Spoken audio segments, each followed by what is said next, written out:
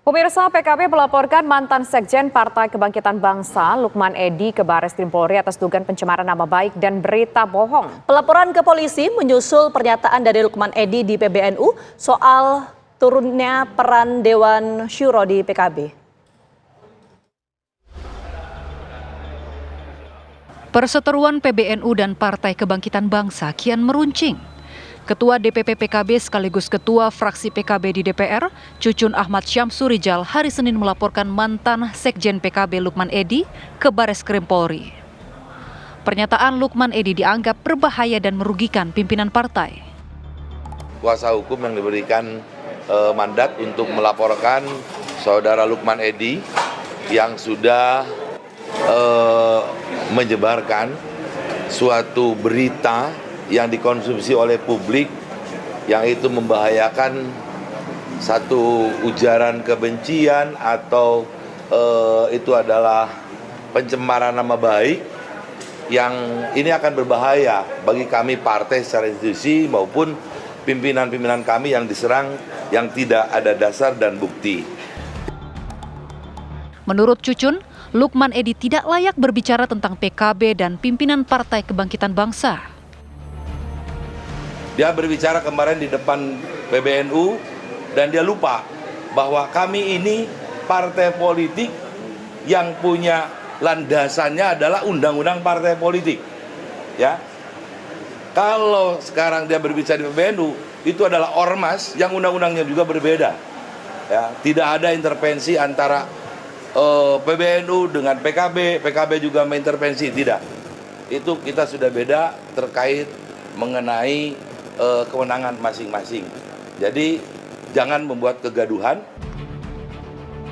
Pernyataan Lukman Edy disampaikan di kantor PBNU pada 31 Juli lalu usai memenuhi panggilan tim 5 PBNU, yaitu tim khusus yang mendalami hubungan NU dan PKB.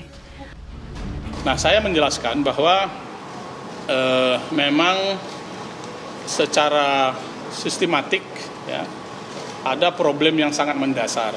Ya, problem yang sangat mendasar itu adalah problem di mana PKB di bawah kepemimpinan Caimin ini secara sistematis mengurangi peran-peran dan kewenangan dari para kiai. Ya. Bahkan formalnya Muktamar Bali itu menghilangkan sebagian besar kewenangan dari Dewan Syuro.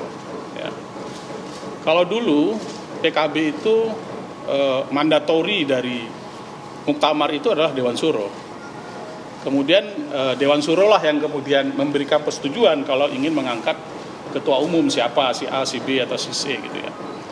Tapi semenjak Muktamar di Bali itu sebagian besar kewenangan Dewan Syuro itu dihapus di dalam anggaran dasar anggaran rumah tangga.